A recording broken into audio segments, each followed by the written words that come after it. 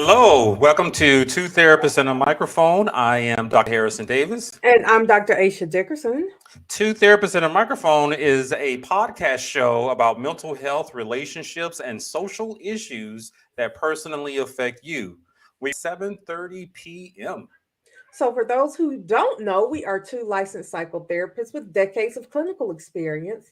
And we want to hear from you. We want to hear about the situations or dilemmas that you're going through. Send us your questions by visiting our website, www, even though my kids tell me we don't have to put all those W's on there, two therapists with an S.com, and click on Ask Two Therapists at the top of the page.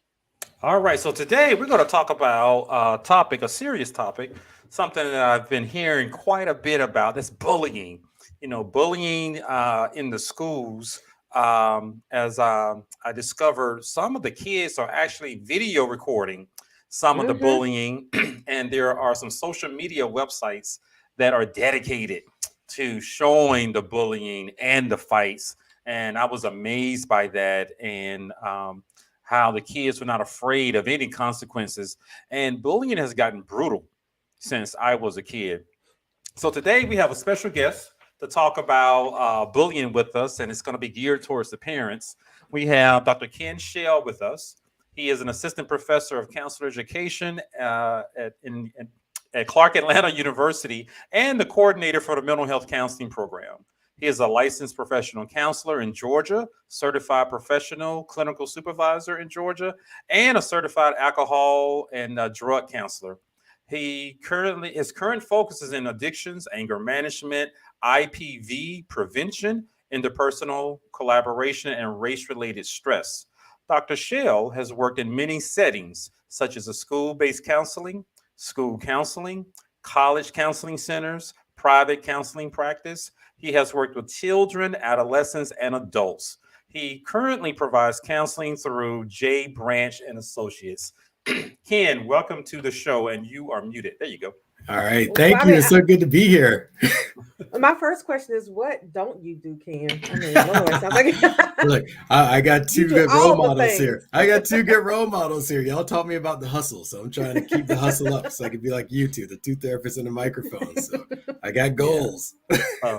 So I'm glad you're here today, Ken, because this is something you have certainly seen, and you've worked with many people with some of these things. And I think back at some issues that I know my daughter had when she changed schools, and in the fourth grade, and she was a new girl in class, and this other girl decided to target her, call her names, and told the other girls not to be her friend. As an adult, it's so easy for us not to think about the seriousness, with that. But for an 8-year-old, that's Yeah. the world, out there. And so I remember I wanted to take a certain approach. And Aisha may think about this too, but what I was So let me hear told, your approach. what I was told when I was around that age, and some other little kid, he was picking on me, and my dad came around the corner, and told me to hit him. Yeah. And so I knew if I didn't hit him, I was going to get something at home. And so I hit him, and he stopped messing with me. He stopped picking on me. I didn't have to deal with him anymore. But I didn't want to give my daughter, that kind of information, or encouragement for violence. And of course, I talked to her to try to help her work through it, but it wasn't easy. What would you have done, Aisha, Dr. Dickerson, with something like that? Because no, you got two So daughters. right, so the same, and so the same as your father, not the same as you, Harrison. So my daughter, my youngest especially, there was only one time that someone tried to bully her and it didn't even get through the whole day. And it was something similar to all the girls shouldn't talk to her. She Yep. told her she couldn't go down the slide and tried to block her from the stairs to get on the slide. My daughter just pushed her down on the ground, called her a name. And, I mean, that was the end of it. I mean, it was a profane word. So even when the school called me, I was like, "Well, what did the other girl do to get called that name?" Yes. And what didn't you all do that got it to that point? And Yeah. y'all were just sitting back, teachers just sitting on the playground, not paying attention, which I get it. It's supposed to be like a break, but Yeah. don't come telling me what she did without telling me what the other child did. Yeah. On the flip side, my oldest child, when she was, I want to say in first grade, there was a third grader who tried to bully her in after school care. And I spent the whole time after school, when she told me about it, teaching her how to punch. We practiced punching the sofa and stomping, how you stomp on someone's foot and push. And the next day, I got the call from the after school care. Kari did such and such, and she pushed the girl, and the girl pushed her back, and then she punched her. And the girl started crying and went away. The end. So I'm like your dad still. We call it old school, but that's old school. Yeah, I'm at that point now. It hasn't happened in a while, but I am at that point, But the funny thing is, my daughter and the girl became best friends. Oh yeah, and spent a lot of time together. But my first question for you, Dr. Shell, what is bullying? Help us to understand how can we recognize it, the different forms of it. It doesn't always involve physical contact with somebody, but what is bullying? Right. It doesn't. It really is. It could be like name calling. It could be excluding from the group. We're seeing a lot of like relational aggression now. Oftentimes, the relational aggression is kind of associated with young women and the girls, but it does happen with boys as well. We're seeing a lot of like cyber stuff, especially you're talking about the website. We see a lot Instagram, Twitter, Facebook, when the kids were still on Facebook, TikTok, it's like, and so now it's even tougher because sometimes we see it in the schools, we can see it, but a lot of times it's happening on social media. So it's a little harder sometimes to detect. It could be anonymous. I guess the only good thing about cyberbullying is that we also get a record. When somebody sends you something, you can screenshot it, those kind of things. But it really is just that kind of aggression or exclusion, making people feel bad, not wanted, name calling, those kind of things. So, and we see it a lot in the schools. And some of it, we kind of think, I grew up like you two. My family is like, well, you got to learn how to punch and kick, and but we don't encourage that anymore. Only not because it's bad. I think self-defense is always good, but also now it just seems like it escalates so big, and we don't know who has knives or guns. That's true. It could be dangerous once it escalates so far. But now the bullies are violent. They just pop out ready to fight. But what do the bullies get out of it? That's what I want to know. What's motivating that 8-year-old mean girl? Right. Power, control, self-esteem. Well, we'll call it air quotes self-esteem, but feeling esteem, like I'm an alpha, I'm the top dog. Sometimes it's just recreating what they've seen at home. The way their parents talk to them or the way their siblings talk to them or cousins or so it could just be recreating what they know as well. So it could feel comfortable and familiar to them in this setting as well. So, well, I will say that one thing I've noticed for sure is that the social media bullying is out of hand. And now let me say, Trump was good at that too, that social media bullying.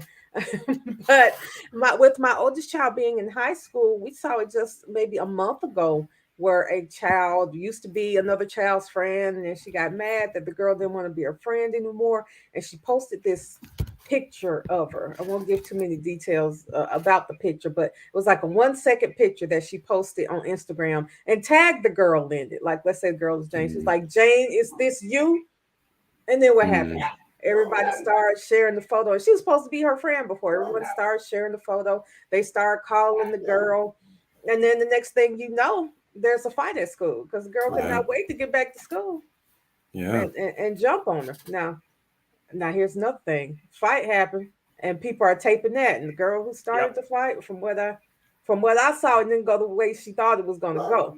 But that just, it's like you go in, this is the way I'm going to handle it, and then things end up worse for you than you were expecting. It's just like it's a downhill spiral. And Aisha just pointed out a new element. Now, when someone's bullied or get into a fight, get beat up, it's video recorded and it's broadcast. So they are re-traumatized over again. It used to be, I guess, when I was small, if we got into a fight, only the people in the classroom saw it, and it became rumor, in the class. But now there's a documented evidence, and people can make fun of it. So it's like it continues to traumatize them a great deal. But tell us, what are some of the effects of bullying on the target, the victim? Oh yeah. So, it could be psychosomatic. Look, we're using the big words. Let me take the big words out. It could be stored in their bodies. So they could lose their appetites, right? They could be really tense, headaches, dizziness, stomach aches, That's a not lot. not wanting to go to school anymore, not enjoying the things they used to enjoy. I mean, some of it looks kind of like depression. So, Yeah. parents may not know if it's their kids depressed or being bullied. Really not wanting to go to school and not really want to talk to their friends or be seen. They may start isolating. Their hygiene may go awry. It's a whole bunch of things that look similar to some other conditions we may see. So it's really important for parents to really kind of check in with their students, like what's happening, what's going on. I see there's a difference here, and developmentally too, because I'm embarrassed. I'm gonna do a little TMI for a moment. They're gonna back way off because I know at one point when I was a young boy, I didn't like washing.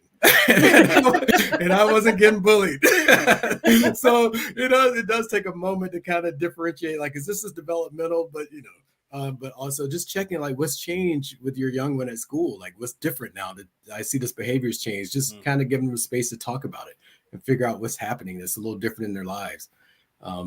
Because if you're like me, I never wanted to wash and I never wanted to wear deodorant. So, that it wouldn't be out of the ordinary for me to be a little stinky one day. but I get back. Well, so that gives me a thought and an idea. If your child is being bullied, is it appropriate to find out, I guess, what the bullies are saying and see if it's something that you need to help your child with? Like if, they're saying your child smells bad, do you say, okay, well, let's send you to school, with a little care bag, like most I know high school, middle school girls have a little deodorant and a little anything else you might need, some wet wipes or whatever you might need for after gym. Or, if they're talking about your hair, well, let's do some. I never paid attention to how bad your hair was. Let's do something about your hair. Or is that just positively reinforcing the bullying? I think that's such a good point. I think sometimes kids point out everything. It could be so brutal. Yeah, they do. The young people point Yeah. out everything. I remember working in school. I got, let me just say, There's no inner dialogue. no inner dialogue, because I was balding and I'm still bald, right? But I remember I had a bald spot and the kid called me sunroof. But I mean, I deserved it. And they're so creative. Right?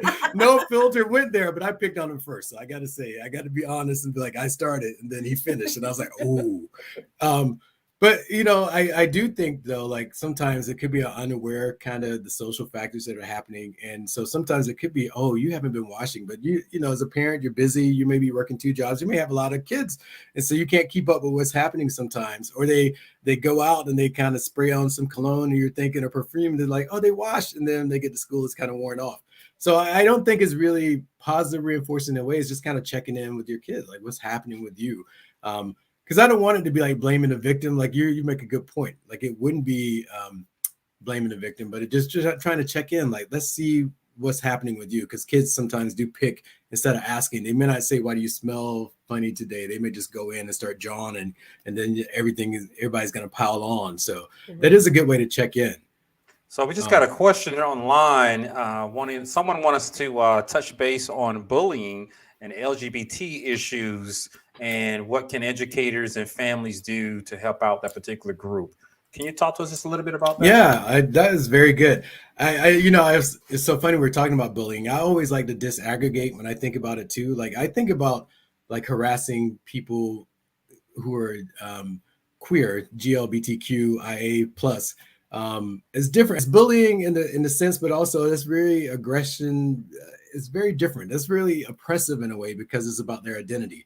Or even sometimes it's not even their identity, because sometimes these kids are bullied because people think they may be queer and they're not at all. They just may not be gender conforming in the way they think they should be.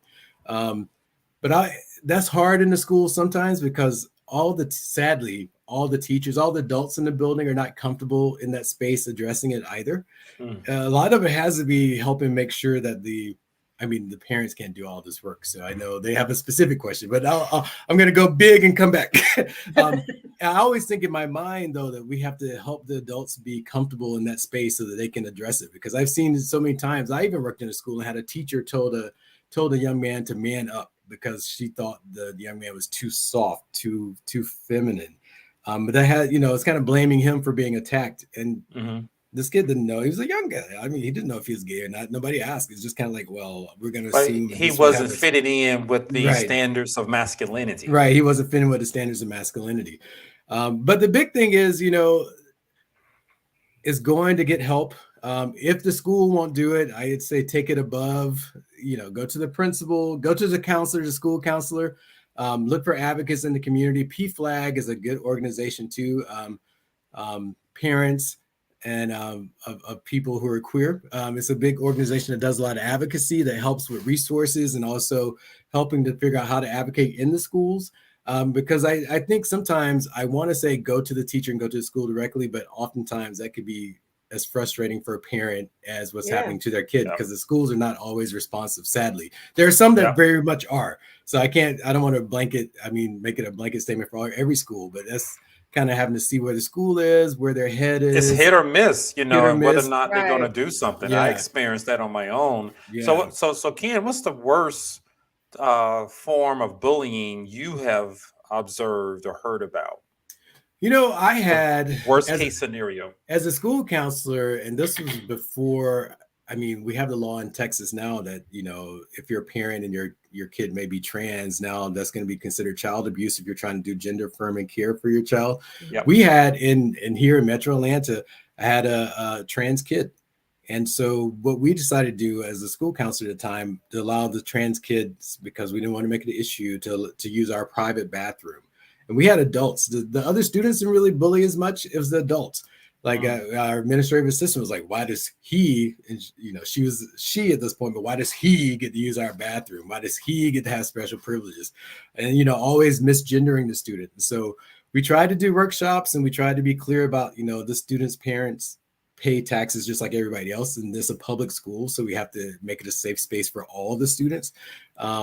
But it was just rough. It was the adults, and it was like trying to come through the adult, but we had a whole kind of administration that wasn't really supportive either. So I was frustrated trying to get help for the student, and eventually the student dropped out, sadly. But we try. We really were trying to do what we could within the framework, but our school wasn't really responsive to, there's certain pockets, and we tried to lean into that, but it was just awful. And I was more so shocked by the professionals in the building than the kids. The kids were very, they crack jokes or whatever, but they were much more flexible and seemingly understanding than the adults, who seem to be much more set in their ways. And they were the ones that were really hard on this young lady. So, and that was just hard, trying to be collegial, but also trying to confront and let them know, like, this is not appropriate behavior. We tried to refer to outside resources where we could too, like Trans Youth and even queer organizations in Atlanta to help support the students so that she wouldn't feel all alone, because she was the only out trans student in our school. And so, but that was the roughest I saw. Like, that was one. And the other was a Instagram, Facebook battle, again, about somebody kissing somebody's boyfriend or trying to date somebody else's boyfriend. That kiss will always get you. And that was rough. And that happened too, because there's a big push in the schools now to really address bullying, because we've had a lot of suicide and suicidal ideation from students being bullied. And now we have to take that seriously. And so we were collecting data, we had the screenshots, and we had to sit them all down and have an intervention and actually make a plan. And so if somebody broke the plan, we could actually refer to different levels of discipline, and then maybe go to law enforcement if it got that far again. So how far is too far? I'm going to let you know where this question is coming from, because I've told a child, and you all know how much I love my children, that, a child said one thing out the way to my child. This is a boy. She barely knew the boy, but I let him know that, let that be your last time. When I heard that, I said, because I'm that mother that will ruin your life before it even gets started. So you talked to the boy? I did. I said, I will call the police, get a police report, and file something against you just to start you a whole file with the legal system, just because I can. And that was the end of that. But really, how far is too far? Because it's something I said, but the truth is I would. If he had said one more thing, I'd have just, said it was harassment, Let's go ahead and do a whole restraining order. It cost me what, $99 filing fee or something. Look at that. You're so bougie. I love that. You're like, it's only $99. I would have been like, okay, how am I gonna get this 99? Somebody got to go fund me. To make a point, Right. but also to protect my child, because and to let this child's parents know, if you can't keep your child under control, I'll do it for you. So Aisha's asking, what's the line for the parents to get involved? Right. I think. Right. Look, I'd be like, well, Dr. Dickerson. Dr. Dickerson. I would think in my mind, like, that was successful. Actually, it worked. But generally, we try to work through the channels in the school system where we can. I think what Dr. Dickerson is doing is correct, though. If it didn't work, then I'm going to do some other things. But, trying to document the steps, who's important to be involved in the conversation, what's happened at the school, like letting everybody know so that people can be on the watch. But again, with the caveat that sometimes the schools, they have so many things on their plate sometimes that these things may fall through the cracks. And then extending it outward. But instead of her having to make having to put him on guard, it maybe have been like having law enforcement come talk about these are going to be some consequences if this keeps going.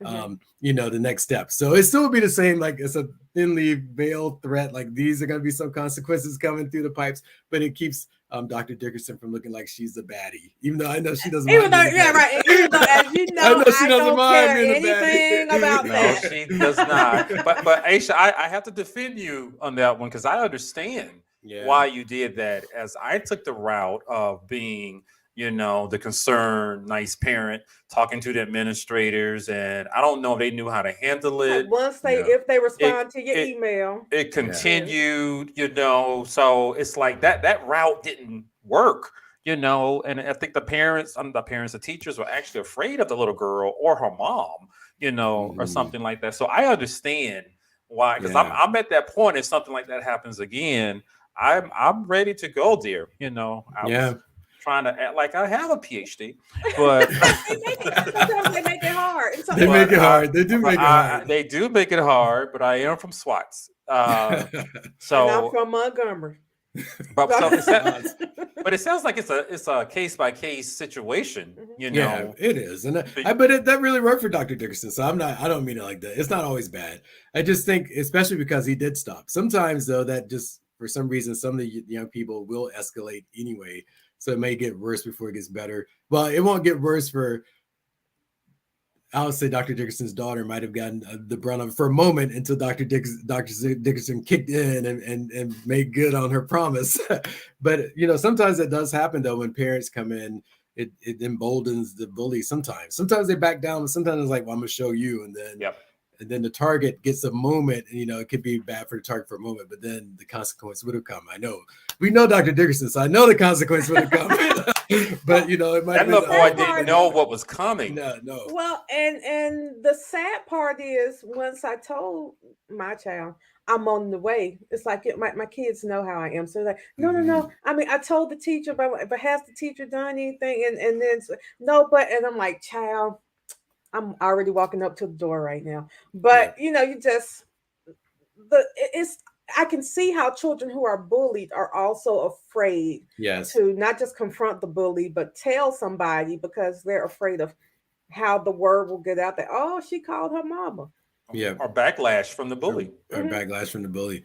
But, like that working, I think in tandem, I'm laughing about it, but I think in tandem like that, your intervention plus trying to get the school, when we can get the schools to be responsive, when they can be responsive, I think that's a good twofer. Like, well, I got some outside intervention coming that might be illegal if we can't do these things, because we document it in the schools. This is happening in school. I've gone to the counselor, I've gone to the principal, I've gone up to the superintendent, and they still ain't gave me no relief. So here we're going to the legal system next, and here we are. This is what's happening next for.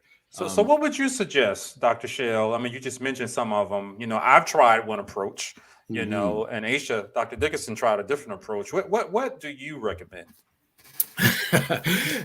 I recommend trying, because the former school counselor, I know though, I always know, like it doesn't always go the way I envisioned it, but I always try to work through the school processes if possible, just so you could document each step of the way, so that you have all the documentation, and then But that sounds so much like legalese when your child is in discomfort and you want to make sure that they're okay. And so, but I always think about like building the case, and like I've got all the documentation all the way. I talked to all these people, we've gotten everybody in, and nothing's happened. Now that I take this next step, y'all know why I did it. Because nobody responded. I didn't get emails. Nobody had this intervention. We didn't have a plan in the school. Nobody would do anything. And so I like to think about that in my head to say, let's do it through the school and try to work the process. Yeah. But I also know that if I were on the other side and my kid was still being bullied and the school hadn't done anything, then I would be escalating myself. Like some other things are going to be happening. So is it okay for me? I'm sorry. Is it okay for me to call the police on the fourth grader who was picking on? I mean, she calls me and tells me what's going on, and she got hit. And this is after I've already talked to the administrators. Would it be okay for me to call the police and tell them my child was assaulted? Lord, that's the next step I'm taking. That's the next step. I understand though, because I think that's real, and I think I would say yes, because if you've done all the steps, you got your documentation, you work through the school, and they're still attacking your child, assaulting your child, which is assault. This is where you see me being a bleeding heart liberal. Though I was like, that poor 4-year-old might be going to prison, gonna have this interaction with the police. But what about our kids, though? Right, I know. I've talked to the mama, and again, you can. And I talked to the principal. Yes. Yeah. Now you have to control your child and you, because every time your child goes to court, now you have to go to court too. Yes. Because your child is a minor, is like you. I mean, your name is. You have a case now too. Yes. For not being able to control your child. For not being able to control your child. Yes. So I think it's real to talk about those consequences, like to put them out there. Like, I've done these steps. This is going to be the next steps in the process. And so your kid keeps going, then this is what they're at risk of facing. Because I don't think that's outrageous at all. Because I think the school's supposed to keep your students safe, but if they don't, then I think because people look at you sideways, like you're the parent. Why aren't you doing anything to help make sure your kid's safe? And so I understand that pressure, so I'm feeling you there. But I was like, oh, just work through the system as much as you can. As much as you can. As much as you can. I agree with you. I know we're laughing about it, but when your kid is afraid and someone is putting their hands on them, and then you try to take the diplomatic route, because you believe you're working with adults, and then that doesn't work out, and I've seen those stories on news where the cop comes and arrests, a third grader. I'm like, why would he do that? I get it now. Yeah. Because I didn't call the police, but I suggested to the assistant principal that they call the police because my daughter was assaulted. I did do that. Now, he didn't call the police, but I would have freely done it myself. So I get that. What did he do, Dr. Davis? What did he end up doing? Did they just have another intervention, or what happened? Yeah, so the girl was gone for a week or so. So of course they didn't tell us, but I believe the girl was suspended, something like that. But I just wanted to stop immediately. Don't hit my daughter. And I talked to you guys once. So we roll up there with Fulton County Police. Like, don't say nothing. I already told you. 2011 News. I love that. So we're go ahead, Keen. I'm sorry. No, I was saying I think it's great when the parents can talk to each other as well. Like the situation I talked about with my youngest. I ended up talking, they won't give you the other parents' information. No, so I just waited until, I knew they did carpool too. So I just stayed nearby and flagged her down and talked to her. And our girls are friends now. But on the flip side, I've seen, like with the child that I talked about with the Instagram post, where her parents sat down with the other child's parents, but then they were gone and the child went right back to, she was actually posting and still talking about the girl on Instagram while she was sitting next to her mom in the principal's office. So, at that point, you gotta what can you do? Show them better than you can tell them. You can show them better than you can tell them. Like gathering all your screenshots and like, she's still doing it. Let's escalate it on up. Screenshots are important. I believe in communicating in writing. So I can refer back to exactly what I said. It makes me wonder if the teachers and the administrators are afraid of the unruly kids or their parents. is something I was actually wondering. Can you say anything about that? You Dr. know, I Shell? think often the louder parents, you know, that come Yep. in and make a lot of, because it's a head, you know how it is. It's just a headache sometimes. Like, oh, here she comes again, or here he comes again. You know, it's just like, what can we do to I felt hit right there. I felt that. Like, that's no, not I you. feel like Dr. that's how my Dickerson. kids' school is Not about you, me. not But now you. they handle everything because they're like, look, y'all don't want her Not mama you. coming up here. Not you. So I don't know if they're afraid or just kind of like, this is another headache. I got all these Mhm. lesson plans to do. I got these 35 other kids I got to deal with, and now here comes this mama acting up in here. I ain't got time for that. I So think that I was think it. they're just stressed out a lot. And there could be some fear, but I think also it's like not feeling comfortable in that world. Like, I mean, all of us probably have had some experience with bullying or bullies and that kind of stuff. And so we probably think we know what it is, but it looks a lot different for these youngsters in social media than, I mean, I guess the Yeah. teachers who grew up with it may know it, but I haven't been bullied on social media ever Mhm. yet. So I don't even know how that, and for these people in these youngsters in their developmental space where this is their whole life, right? These friends are like the world to them. Yeah. And to have this happen where they're getting tagged in pictures and it could be inappropriate or suggestive, and Yep. you know, their reputations are in tatters for a while, and for them, you know, especially they're not developed enough to think, well, I'm probably going to live through it and my life will go on. At that point, it's just like, this is the end. I don't see an end. I can't make any healthy decisions about this. So it's important for the parents to kind of, and adults where they can, to step in and talk and share. But also for those parents, like the young woman still on Instagram, like her parents really should have been in her Instagram. You know, I mean, I know That's there's some another private. show. I know, right. I know. See, There's some, I monitor social media. I know so you I'm do. Same aware. here. I mean, I know there's some privacy laws, but really it's important. Like if your kid is on social media as a parent, it's your responsibility to make sure that they're doing things appropriately on the social media. I hate it. Yeah, I don't want to agree. just put it all on the parents that way, but because they're minors and What's they're a in your house, parent? right? Then that's like, and I don't think it's bad to have your kids passwords to their social media, periodically checking to see what they're posting. I mean, I'm like, ask. Yeah, because it's important to know, like, you Yep. know, outside of that, for their safety, because you know there are a lot of people out there who would try to attack the Right. youngsters, Yeah. who would try You gotta to protect your groom kid. them, and so you know, having those conversations about who do you accept as friends on your social Yep. media, how do you accept what information are you putting out there? Are you showing pictures of our house with our address? No, you know. Let's talk I mean, about those that. I are want people Yep. to those see are the size important of my TV conversations. and anything. You better get in Yes. the corner and take your picture. Stand outside by the tree. Yes. Yeah. So I would further, my daughter, she only has TikTok, social media. The account is in my name. That is Through my my account. Instagram. But the title that shows up is her name. So her little friend, but that's my account. So I have Same here. complete control over it. So we I'm have a with you. TikTok account Yes. together. It's I- how I- I watch all the funny videos too, because I don't I have tell a her that's separate my TikTok. I'm just letting you Mhm. use it. Yeah. Exactly.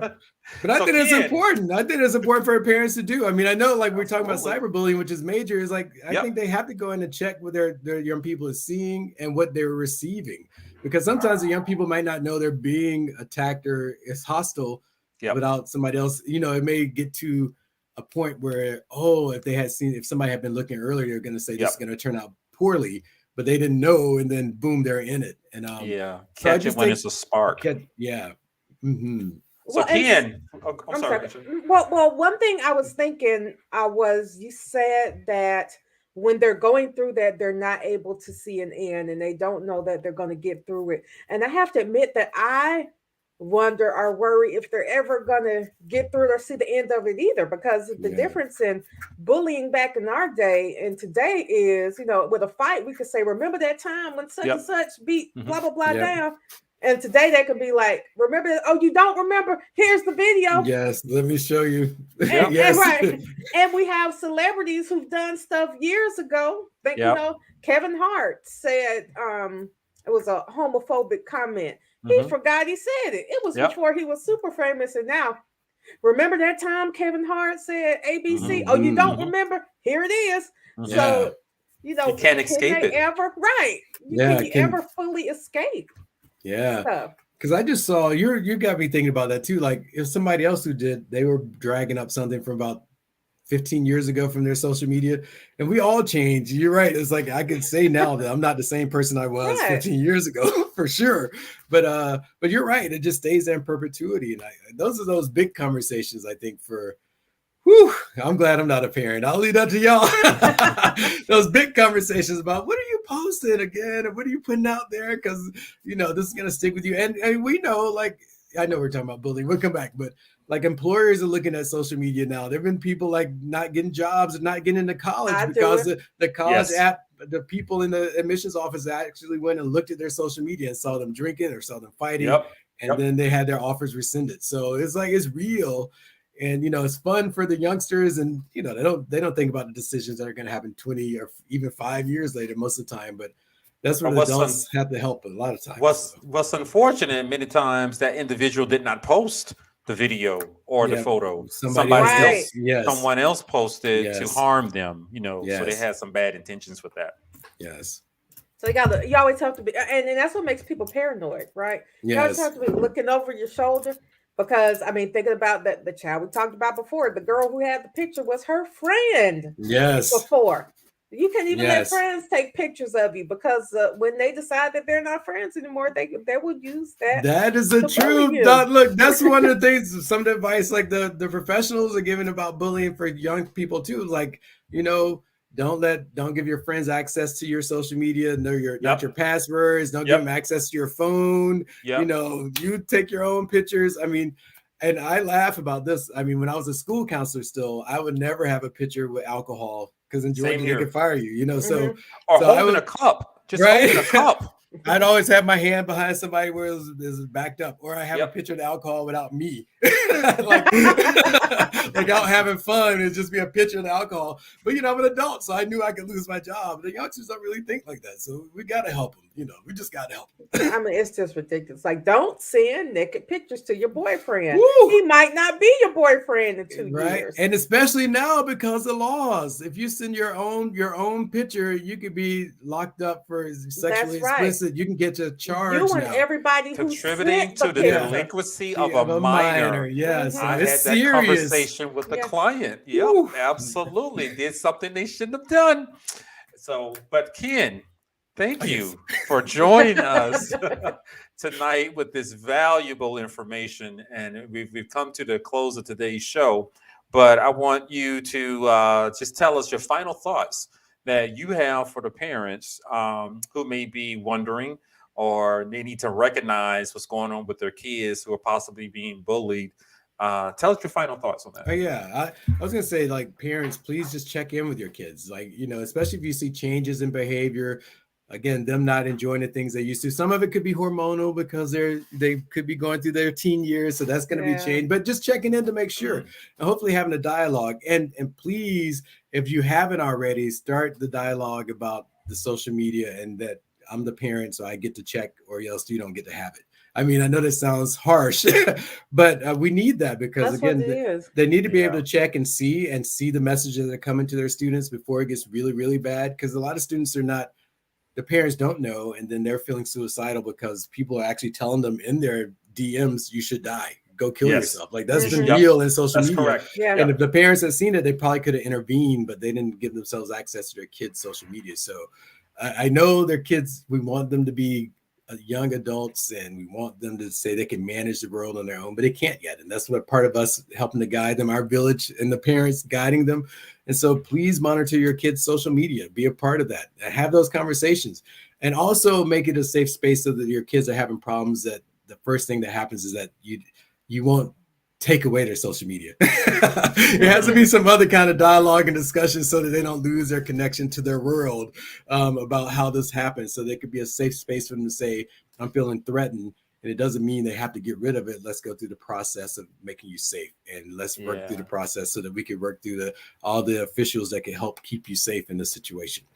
Yeah. So give us some quick examples of the questions that parents can actually ask their kids if they're just wondering, if they see some of those things that you just talked about. Sometimes we need some help with some concrete questions to ask. I like that.